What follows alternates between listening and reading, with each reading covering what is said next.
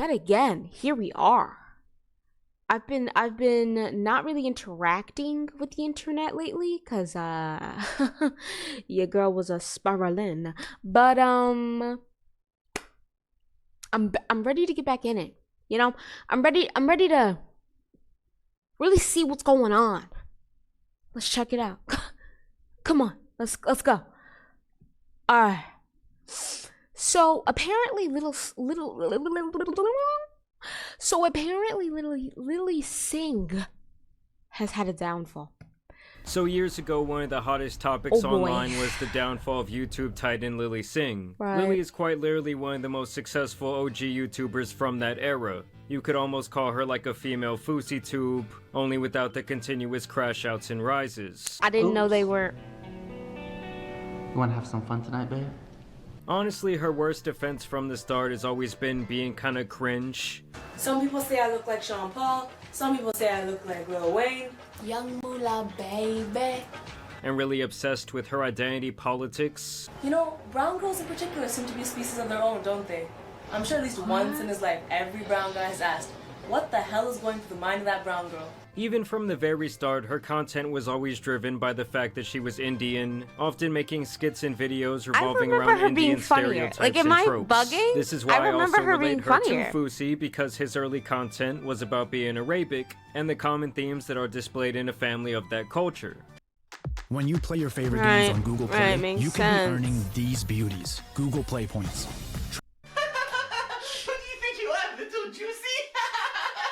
But as time went on, Lilly really embraced the meta of YouTube at the time, which was to broadcast yourself. She would hop on camera and rant to say something people found funny about a facet of our society. He loves you. You think his nipples don't get cold? No, his nipples get hella cold, but he'd rather have freaking snowball nipples than make you feel any bit of cold. And looking back on it, it's not like any of this content was necessarily groundbreaking, but for the time it was about on par with what you would expect from the platform. And in a lot of ways, Lilly was kind of leading the way, really being the mainstream voice for the Indian people. Now eventually Lilly would parlay this early fame into more like comedy skits, not so much just about being Indian. Okay.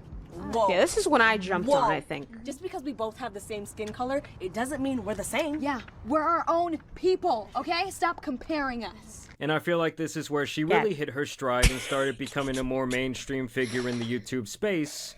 That was still a much more niche place 10 years ago, as was the concept of an influencer and being able to make a true living online. But Lilly was quickly becoming a millionaire, so she starts landing massive collaborations. She becomes friends with Ellen, she becomes friends with The Rock, and all of her videos were getting millions of views. But I'm launching my YouTube channel soon, and I just need a little bit of advice. This is before we learned that The Rock was a dweeb. Right, of course, YouTube, and obviously I know YouTube. Yeah, YouTube's pretty much my world. It's pretty much like my tube, and I would love to help you get into my tube. My tube is I guess crazy. you could say she was definitely on her way to online superstardom, and she would actually continue this run for years, amassing over 14 million subscribers on her YouTube channel, which at the time was obviously considered massive. I mean, even till this day, that is still pretty huge. But obviously, we're now just in like a different era. I would say it's been like the Mr. Beastification of YouTube. I guess you could also say the slop AI era. And it actually wasn't until around 6 years ago, almost to the day, that her life would be flipped upside down on its head. All through what looks like it could be her greatest opportunity yet. A little late with Lilly Singh, her now infamous talk show that would air on NBC. Did anybody else watch that? I'm super excited to help pave the path. And as a woman, I'm especially stoked to join this group of people. You may be thinking, hey, who's this broad? And where's my straight white male host? Now, when I reflect on this She show, leaned I do too kind hard of have into mixed it. feelings. Because on one hand, I would rather get a lobotomy than sit through the entire 2-season run. But on the other hand, I don't think that anyone would have been successful under the constraints they placed upon it. Hello, my name is Lilly, and I ain't a white man. My skin got some color, and it ain't a spray tan. Basically, the budget was so small that they had to film 90 episodes in a little over 3 months, meaning she was shooting multiple per day with an undersized writing staff. Writers. Doesn't seem to be many options. Let's try this. Yes! Where am I? Now, this is the type of representation we should be seeing in 2019. Oh, is this a callback audition for Quirky Best Friend of a White Lead? So we're doing 3 episodes and 2 sketches.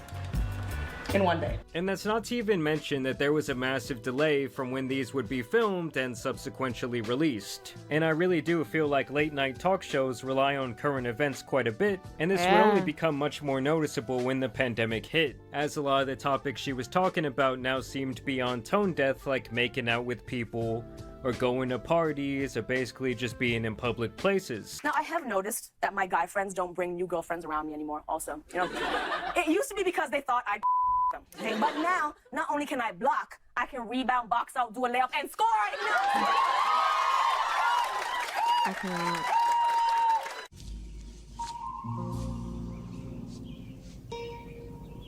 What the fuck is this piece of shit? But beyond that, the biggest issue with the show, and now the biggest issue with her crumbling career, is that absolutely everything is purposely made with exclusivity and her perceived idea of equality in mind. Right. Crap. I swung the pendulum too far. Hate when that happens. Fine, you get one. Which basically equates to white people always being evil, you know, always being the butt of the joke, while minorities are propped up as if we are some sort of Make-A-Wish kids. You know, in Lily's mind, it's like we always need some sort of social savior. I understand that for some people, white people, seeing someone like me host a show is terrifying. I know you used to only Jimmy's in the spotlight, but I'ma throw some melanin up in your late night. Ball gown, okay. A little overkill though. Maybe for when I win my Emmy. Which, let's be real, it's inevitable because a whole bunch of older white people voting for a brown girl will help them get praise from the media. My writer's room look like a mini United Nations. More than 50% women and people are all races. Meanwhile, the other kid is like, oh great, another white savior. Because Daniel knows better than to hook up with some rich white lady. But at least it's inclusive, if you know what I mean. And look, I get that this is her form of some sort of media reparations that she is trying to take into her own hands, but the whole bit became incredibly exhausting very fast. Like, there is nothing clever or new about her observations in regards to racial dynamics.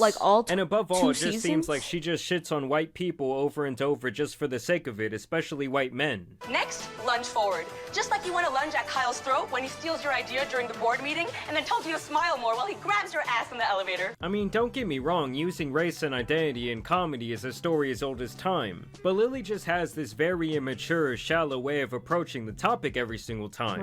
And I also find this all incredibly ironic, because she admits that when she initially was pitched this opportunity for this show, they really only wanted her because she was a bisexual woman of color. Let's break down this offer properly. Okay. And it was explained to me the machine that is late night and how historically late night hosts have all looked the same and talked about the same things. And this would be an opportunity to do something different and have someone different and kind of make history. And my ego likes making history, like it does. You like to be the first to do things, right? By nature, I am that type of person that's like, oh, growing up, my parents told me not to do this. I absolutely have to do this. Like, I gravitate towards the rebellion always. I know this about myself. Something that she says over and over and over again. Bisexual woman of color. Bisexual woman of color gets late night show. Come on. I'm more than just a bisexual woman of color, okay? I almost legally changed my name to bisexual woman of color. But now, thanks to me, your kids will grow up to be bisexual women of color talk show hosts. It's almost like when someone's trying to be in on the joke, when in reality they don't realize how hilariously ironic it is. And I think that she is incapable of doing so because her ego is so big. Now, needless to say, this show was a massive failure. The viewership was declining by the episode. And after 2 seasons, they eventually canned her and her diversity justice crew. If you have a problem with me talking about being bi or a woman of color, that's fine. You're 100% entitled to your own opinion. And you can talk all about it on your TV show. Oh, wait, you don't have one.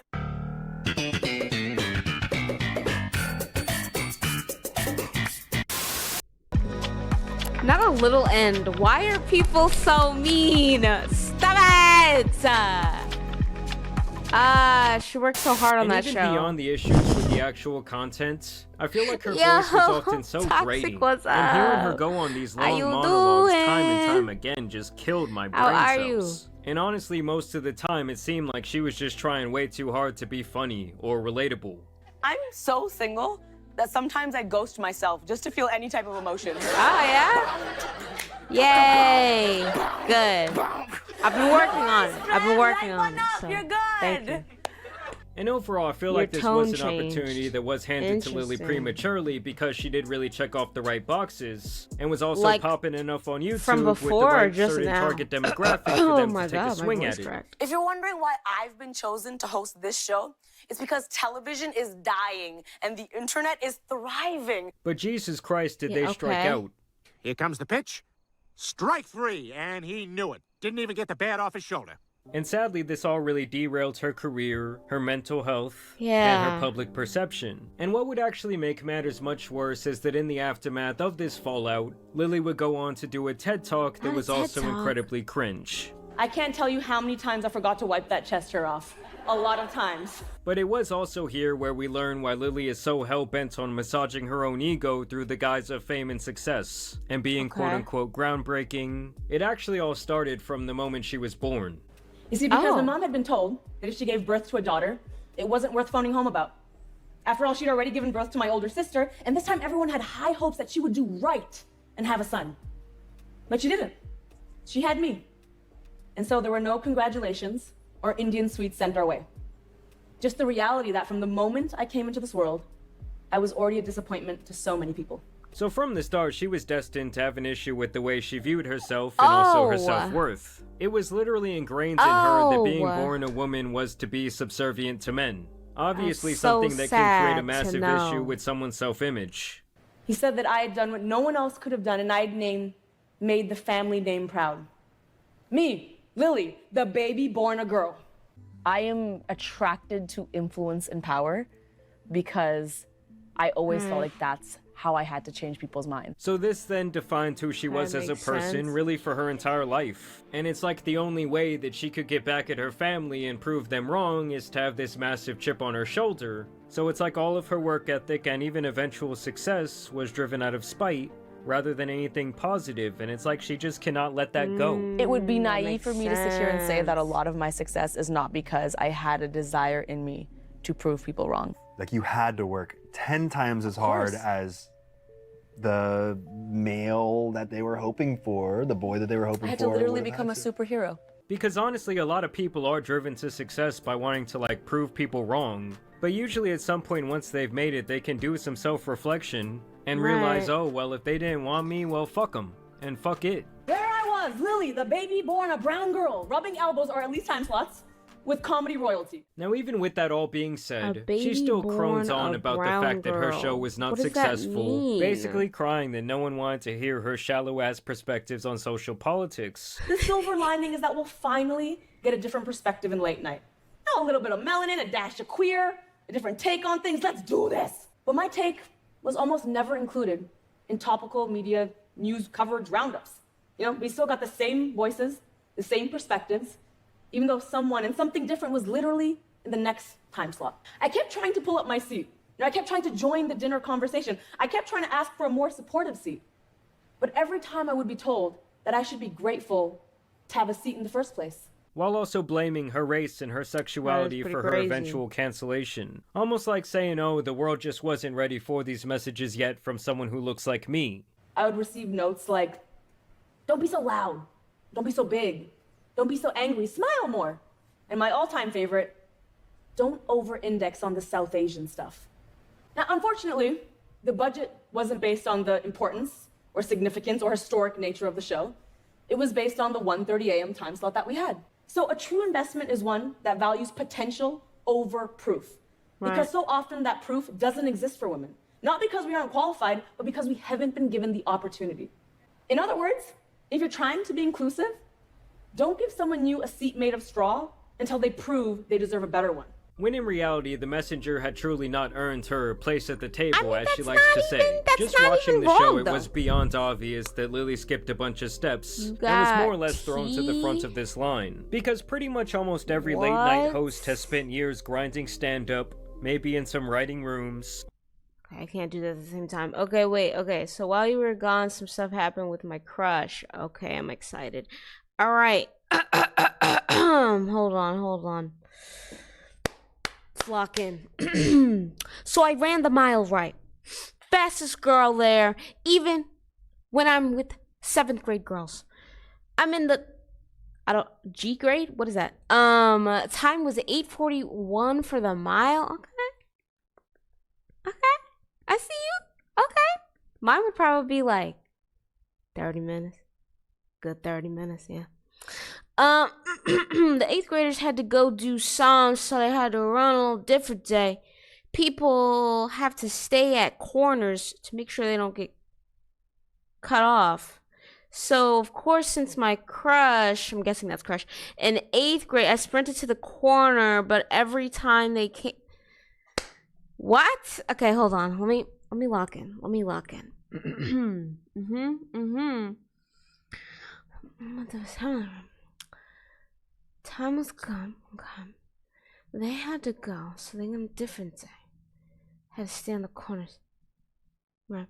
So then 8th, okay. So he's standing on the side and you sprint to the corner.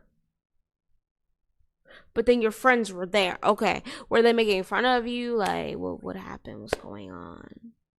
Every time they came, they're like, yo, how is that? Is that blank, blank, blank, blank? Ah, dang. Not them getting you. Bro, you gotta tell them to calm down. Let them do your thing, you know? Let them do your thing. Let them, let them get your wings out. You know what I mean? That's not even the worst part. Okay. All right, lay it on me. Lay it on me. This is crazy. This is nuts. These are things I miss about being in a communal environment. Because that's pretty much what school is at the end of the day. You're learning. But, every day you should be learning. But you're learning with a bunch of your own, age members.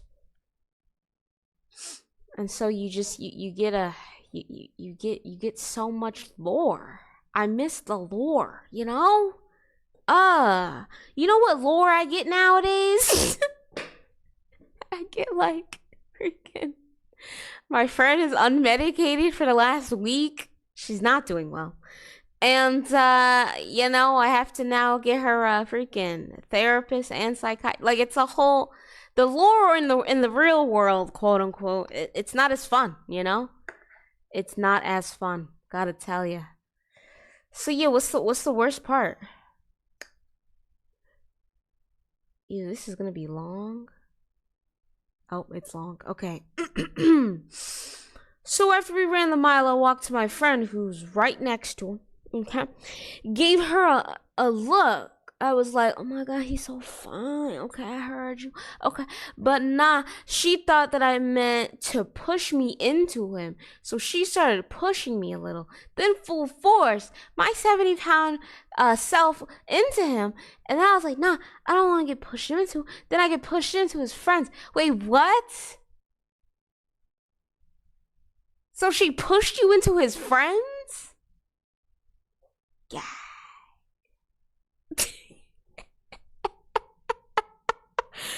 Oh no! You're just gonna have to yeah, you got pushed into his friends. You're just gonna have to duck out whenever you see him for a little bit. Just until, maybe some new events happen. 'Cause that's crazy. What the heck? Why would you want to be pushed into his friends? That doesn't even make any sense. All right. Dang. That's an L on her part. Sorry, bro. Dang, broski. That's nuts. Or doing some sort of other hosting, like live performance type of jobs. And while yes, she had done some live shows in the past, Lilly was still prematurely given this job, and when she tried to step out of the YouTube bubble, it was beyond obvious that she was not prepared. And when you combine that with her massive ego and improperly placed chip on her shoulder, it was really destined for failure. I mean, even when she won some sort of award that I'm guessing was bought and paid for, I think it was like Female Comedian of the Year, she was so incredibly cringe and not humble at all in her acceptance. She was actually very spiteful. Thank God! Because this has been exhausting, honestly. A lot of you recognize me from that show that your publicist told you not to do, because then you couldn't get on one of the Jimmys. It's fine, honestly, whatever. I honestly don't care. I'm not even hurt. I don't even care. It's whatever. I'll be me, Kyle, my manager, they're all here. Someone applaud them. You don't know them, they're strangers, but do it anyways. Oh, like I want to say things like, I don't deserve to be here. Like I don't deserve to be in this room because women always have to downplay our accomplishments. Not today. And I feel like for the last couple of years, Lilly has definitely been laying kind of low. Like I really think the failure of her late night show did a lot of damage to her ego and her self-esteem. And I think she really felt like at that point everyone had kind of turned on her. I guess in my delusional brain, I was like, they're like my family and they got my back. And then when I did late night, to see that so many creators on YouTube like tore me apart the first chance they got, it was this irrational sense of betrayal. But now she has released this independent film. It's like her brainchild of around 7 years. I understand what happened. She literally thought she was YouTube. She thought she was the end-all be-all of YouTube. But she wasn't that. That's wow. Okay. Island Productions. We friggin' made a movie, y'all. We friggin' made a movie. And I'm gonna let you guys take a guess about who's the star of this show. Hello, everyone. I'm Miss Singh, and I'll be teaching. So you want to start a coding career? What? We can help with that. I don't want to. I don't want to do that. And we've taught millions of people. Sex ed. The only person who should be entering you is Jesus. I can't teach this class. Why not? But wait, guys, let's give it a chance. Maybe this piece of content is about something other than that identity politics. For everyone, you made a sex comedy featuring someone that looks like you. Like, it's not going to be for everyone. I even know it's not perfect. So one of the things that filmmakers that are like minority groups struggle with a lot is that most critics, not all, are white men. And so when you have a movie like this where like there's barely any white men in the movie, it's a thing that we discuss that's like, it's a little tough. Yeah, well, this is gonna suck. I've been dating this DJ, and she has been remixing my pussy like, Experiment with your sexuality, girl.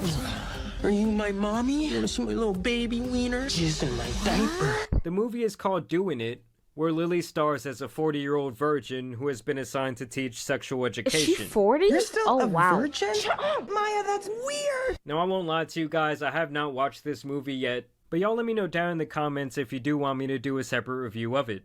Because honestly, it does seem pretty raunchy. Like, there was even some scenes from the trailer I could not include in this. Now, the last thing I really wanted to touch on here is that Lilly, or perhaps her publicist, has, from my perspective, been buying views and comments on not only her videos, but also anywhere she has gone recently to do an interview. I mean, just look at this string of comments from her most recent video where she goes to her movie premiere this is a and compare it masterpiece. to this interview she did, or even this interview she did, or that interview she did, or this piece of content she did, and the comments are all bots, and not just normal stuff like those nasty things trying to lure you to nasty websites. They all just say completely irrelevant stuff, but it's always the same. Oh, this is a masterpiece, or this news is really well written, or there's a great piece of journalism. Wow. And that is why it is my belief that she or her team are botting these comments to try and make her seem more relevant than she is in 2025, which is honestly perfectly in line with her career, where she seems to think she is much more important and groundbreaking than she really is. I could break a system, break a mold, do something different, and blow the door wide open. I mean, she's gone on some podcasts with some pretty major production value, and these videos are months old, sitting at like 200 or 300 views. But yes, this was all kind of just a dive into the pool of Lilly Singh and why her career kind of failed and stalled out. I mean, don't get me wrong, for some time she was very successful. Yeah. She did help pioneer and lay the ground of what YouTube would eventually become, and it's at least part of the reason why some people have moved on and done decently well in the more mainstream space. But I do really think it's all a great lesson that sometimes what you think could be your greatest opportunity can actually totally derail your career and your life. So you really do have to be careful with what you say yes to, and I really think that you should never go all in on something just for the sake of making history, when in reality it really just all aided in a historical downfall. But either way, I want to know what you guys think about the career of Lilly Singh down below. Were you a fan of her when you were a kid? You know, I watched her late night thing, and I just thought it was bad. You know, I just thought that, like, my personal opinion was that it was bad. Didn't realize that that was the entire show. Like, she didn't move on from that. That's kind of crazy. Also, what is she doing now? Don't think I spelled that right. Nope, sure didn't. Alright. Hello, everyone. Well,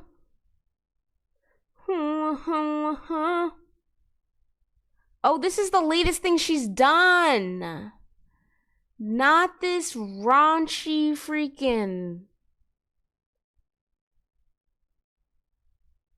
That's so funny. Alright, well, I mean, you know, now on demand. Okay. Okay, go off. You know? She really likes traditional media, and you can't knock her for it. But she's also mad at it, so it's just... the growth isn't happening anytime soon. So let's